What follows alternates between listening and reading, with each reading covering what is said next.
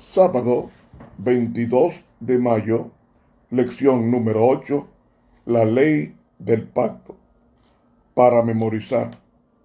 Conoce pues que Jehová tu Dios es Dios, Dios fiel, que guarda el pacto y la misericordia a los que le aman y guardan sus mandamientos hasta 1000 generaciones. Deuteronomio 7:9. Señor, entrando en la expresión del pacto, en tu santo sábado, invocamos tu bendición de tu presencia pactual. Amén. Para hoy sábado, segundo repaso.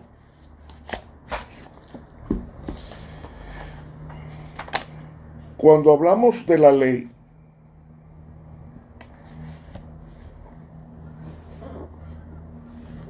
tenemos que tomar en cuenta que la palabra ley en el Antiguo Testamento aparece no menos de 220 veces. Esa palabra no debe entenderse en el sentido ley como latina lex, que significa ley del imperio. Tampoco la palabra Torah debe entenderse como los griegos entendían su palabra para ley, que era nomos, que significa lo que siempre se ha hecho. En el idioma hebreo, el término Torah, que se traduce como ley, tiene su origen en un verbo, el verbo hebreo orá. Y orá significa enseñar, instruir. Así que el sustantivo Torah significa, en un sentido más amplio, enseñanza, instrucción. Y en este sentido, la palabra ley viene a ser la voluntad de Dios revelada o cualquier parte de ella. Dios le dio a Israel esta instrucción, esta Torah, a través de normas, a través de leyes, a través de mandatos, preceptos y normas para regular la vida de su pueblo. La Torah se usa en ese sentido. Por tanto, podríamos catalogar la ley como una especie de instrucción integral que incluye todas las leyes, las morales, como los 10 mandamientos, las éticas, las civiles, las sociales, las sacrificiales y de culto, e higiénicas y de salud. En otros casos, la ley se puede usar en un sentido muy estricto, es decir, solo los 10 mandamientos, también llamados las palabras del pacto en Éxodo 34:28. Los 10 mandamientos, los cuales contienen los aspectos específicos y los principios que deben regir las relaciones entre Dios y el hombre, y entre los hombres, son exhaustivos y abarcan todas las esferas de la vida y de la experiencia humana. En algunos casos explícitos, encontramos ciertas declaraciones relativas con el pacto en el Sinaí, que contienen el sí condicional. Por ejemplo, en Éxodo 19:5, ahora pues, si me obedecen y cumplen mi pacto, ustedes serán mi tesoro especial entre todas las naciones de la tierra. Esta pequeña palabra sí tiene un significado extraordinario, ya que indica que el pacto del Sinaí contenía condiciones. Hay opiniones muy variadas en cuanto a cómo se debe interpretar estas condiciones, pero vale la pena señalar un par de declaraciones adicionales que contienen esta palabra sí. Si ustedes, Levítico 26:3, viven conforme a mis leyes y tienen presentes mis mandamientos y los cumplen, entonces les mandaré lluvias. Pero si ustedes no me obedecen ni ponen en práctica todos mis mandamientos, sino que rechazan mis leyes y mandatos y no cumplen ninguno de mis mandamientos, rompiendo así el pacto, entonces yo les haré esto: haré que ustedes les sucedan grandes desgracias. Levítico 26, 3 y 4 y 14 al 16. En el libro de Deuteronomio, nuevamente encontramos otras promesas condicionales. Por ejemplo, en Deuteronomio 5:33, ¿qué nos dice? Sigan por el camino que el Señor su Dios les ha trazado, para que vivan, prosperen y disfruten de larga vida en la tierra que van a poseer. Esto sí condicional implican obligaciones, pero cuando Dios entregó el pacto del Sinaí, que sin duda era obligatorio por naturaleza, Él no estaba abriendo una nueva vía para establecer una relación entre Él y su pueblo. No era un pacto de obras en que el hombre podía ganarse ahora la salvación y la vida eterna mediante la obediencia a la voluntad de Dios. No era un pacto cimentado sobre méritos humanos que obligarían a Dios a cumplir sus promesas.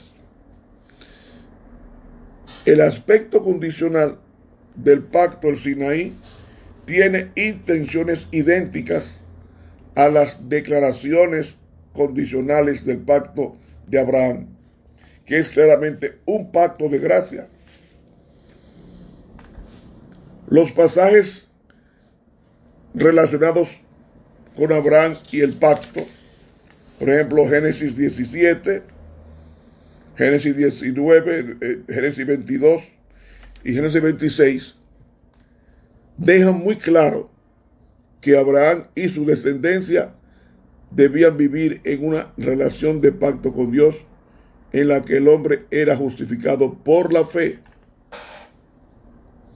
Y creyó Abraham a Dios y le fue contado por justicia, nos dice Génesis 15. La relación de fe se manifestaba o resultaba en obediencia generada por la fe y hecha posible por la gracia de Dios. Y la fe genuina produce obediencia, porque Génesis 26, 5 nos dice: por cuanto oyó Abraham mi voz y guardó mi precepto, mis mandamientos, mis estatutos y mis leyes. Debemos entender que el pacto con Abraham también mantuvo la autoridad de la ley de Dios. Así que el pacto con Abraham también era condicional.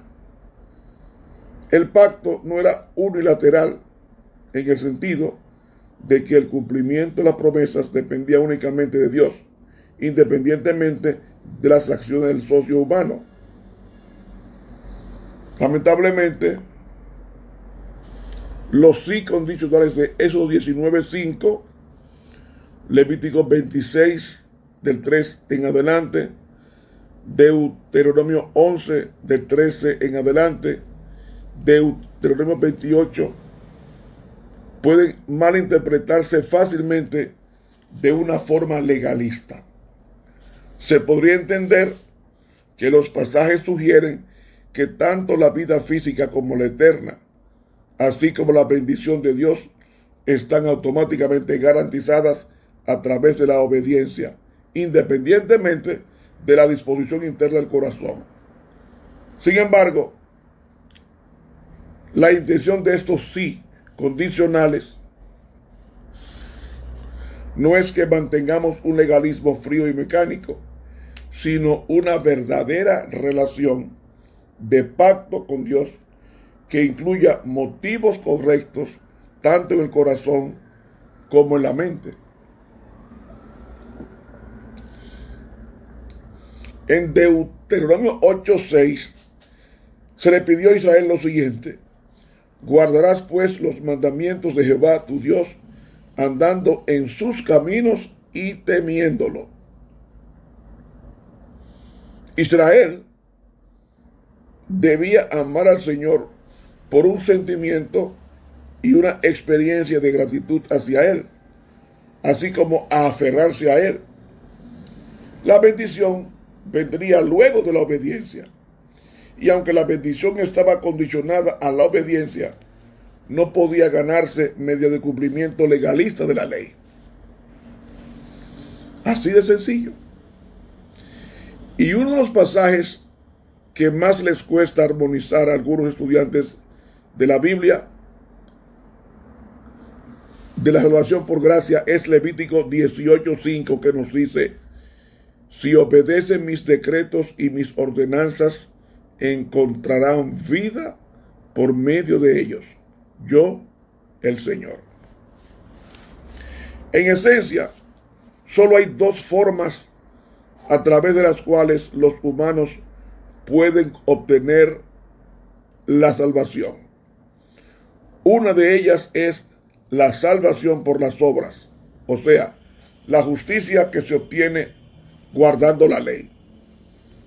La otra es la salvación por la fe, la justicia recibida por la fe mediante la gracia de Dios. Esa vida se debe a un acto del mérito humano en el que la obediencia a la ley nos hace ganarnos la bendición, o es que la bendición alcanza al que cumple la ley como un regalo de la gracia de Dios.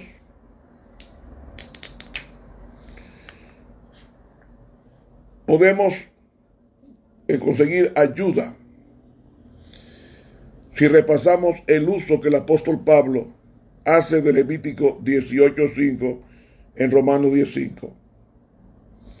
Parece que con la serie de citas que esgrime en Romanos 10:6-8, así como en Romanos 10:5, el apóstol Pablo está arremetiendo contra el estilo de vida que mantenían los fariseos.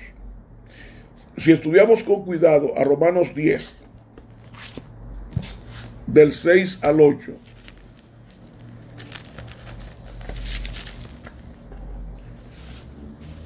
parece sugerir que Deuteronomio 30, del 11-14, que él cita, no debe malinterpretarse de forma farisaica, es decir, como que los seres humanos son salvos por las obras de la ley. Parece evidente que Pablo también afirma en el versículo anterior.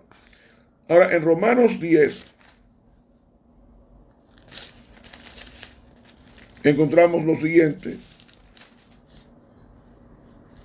mas la justicia que es por la fe dice así: no digas en tu corazón quién subirá al cielo, esto es para traer abajo a Cristo, o quién descenderá al abismo, esto es para volver a traer a Cristo de los muertos. Mas ¿qué dice? Cercana está la palabra en tu boca y en tu corazón. Esta es la palabra de fe, la cual predicamos. Este texto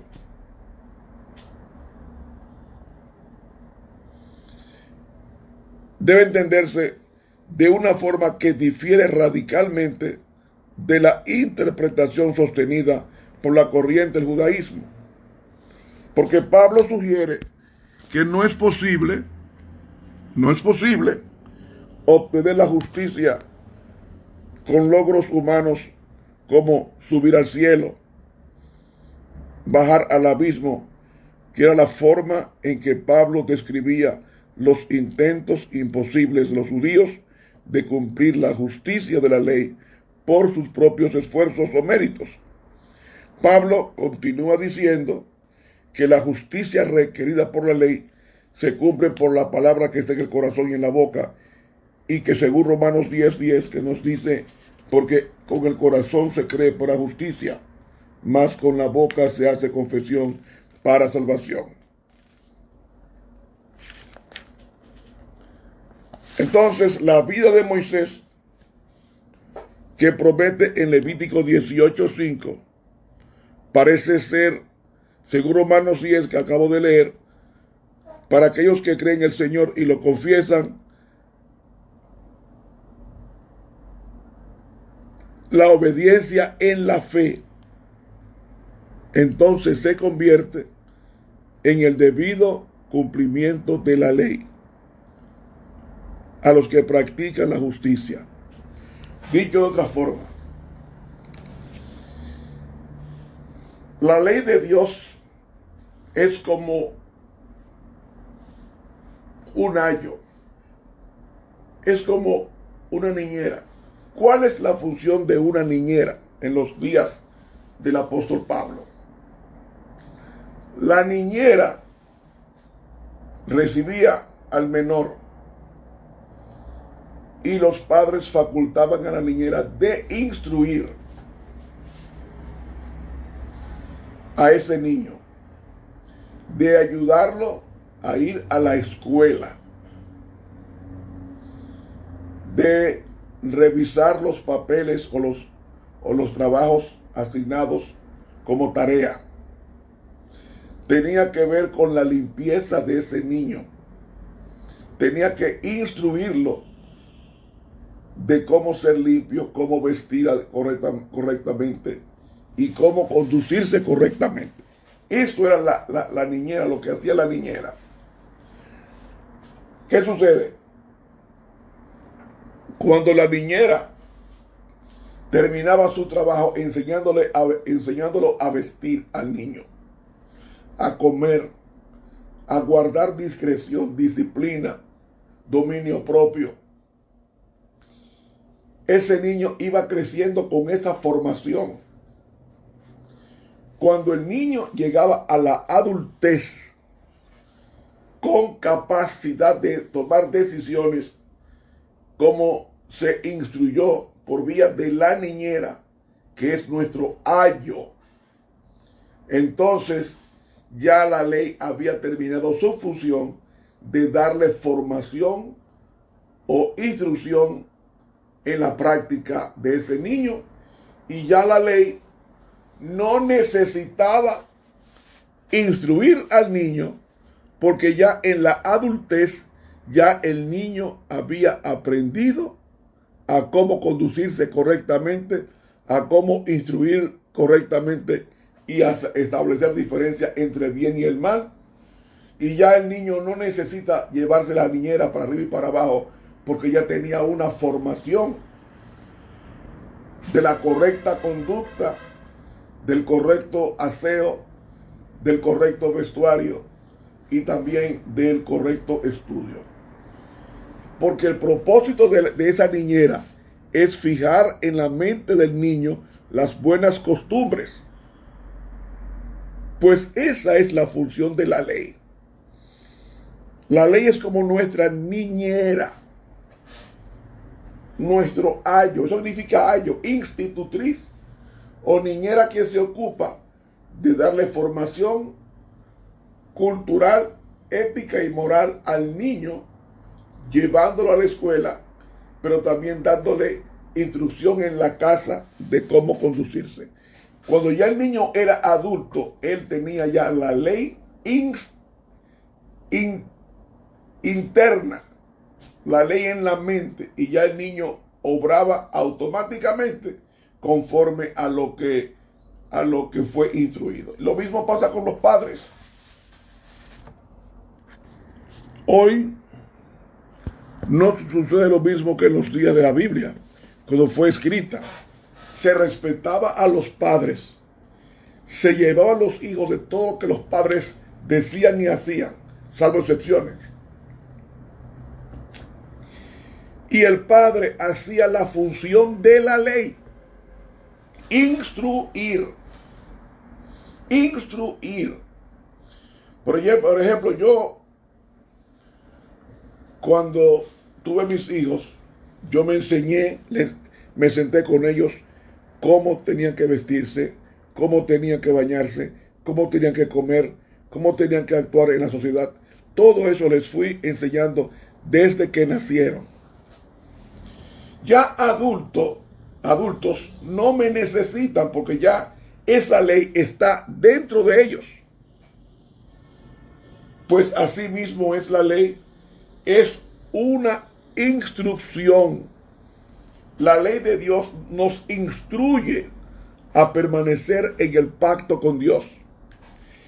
Cuando esa ley, esas instrucciones de no matarás, no robarás, no calumniarás, etc., se internalizan en el individuo creyente, llega a formar parte de su vida y en consecuencia no se va a deleitar ni en matar, ni en robar, ni en mentir, ni en calumniar. Y ese es el propósito de la ley: escribirse dentro del corazón del individuo. Cuando éste permite al Espíritu Santo escribir su ley en el corazón, entonces la ley ha cumplido su función con relación al ser humano. ¿Cómo es que nos dice Hebreos 8:10? Por lo cual este es el pacto que ordenaré a la casa de Israel después de aquellos días, dice el Señor.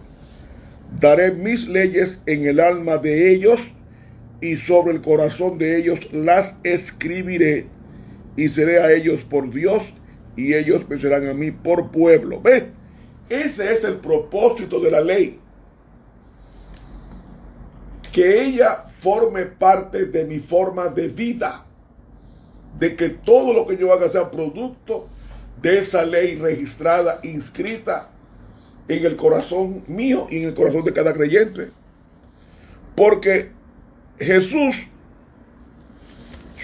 la santa ley estaba en el corazón de Jesús. Y no lo digo yo, lo dice el libro de los Salmos en el capítulo 40. ¿Cómo nos dice Salmo 40? Salmo 48 nos dice: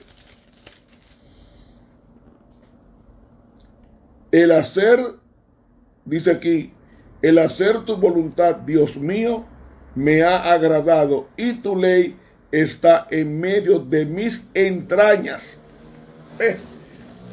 La ley de Dios estaba en el corazón de Cristo. Por eso era natural la obediencia. Y esa fue la obediencia. La ley estaba escrita en la mente de Adán.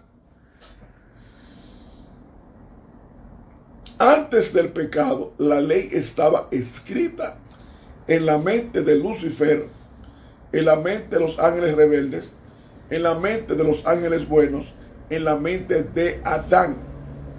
Cuando esa ley fue quebrantada en la mente, porque el pecado es en la mente, el pecado es mental.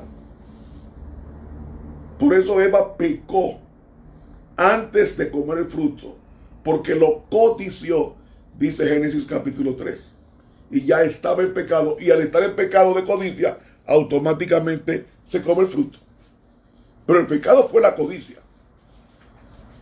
La misma codicia que deseó Lucifer en el cielo del trono de Dios. Lo codició y se rebeló contra Dios. Hay que tomar muy en cuenta esto, mi amigo y mi hermano. Ese es el propósito de la ley. Por eso es que la ley nos salva.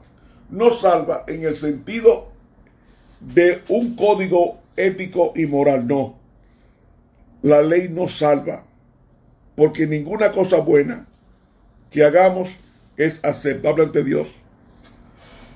Ninguna cosa buena, porque esas cosas buenas salen de una mente contaminada. Pero cuando yo me entrego a Cristo y Cristo toma el control de mi vida, entonces ya no vivo yo, mas vive Cristo en mí. Y eso hay que entenderlo. Como la ley es instrucción, la palabra Torah, ese sustantivo implica instrucción.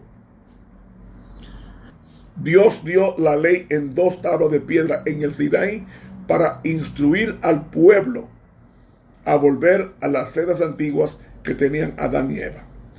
Cuando esa ley, obedeciéndola, pasara de 2 tablas de piedra al corazón, ya automáticamente estaría reflejando el carácter de Dios. Y al reflejar el carácter de Dios, es una forma natural de obedecer con alegría sus santos principios. Este es el propósito de la ley, de por qué Dios quiere que ésta pase al corazón. Terminó el tiempo. Dios nos bendiga. Te habló el profesor Ramón Romero.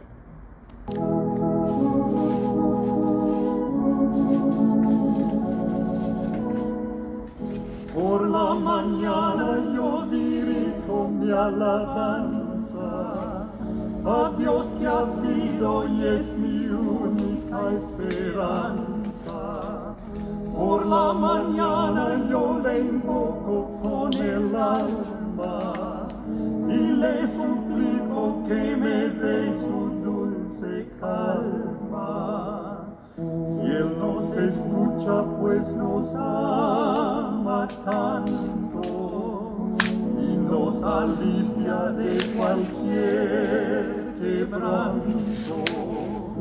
Nos da su mano poderosa y fuerte para librarnos de la misma muerte. Veo la sangre de sus manos que ha brotado, veo la sangre borbotando en un costado, una corona con espinas en su frente, la multitud escarneciéndole insolente. Pero qué dicha cuando al cielo sube, lleno de gloria y majestuosa nube. Pero qué dicha cuando al cielo sube, lleno de gloria y majestuosa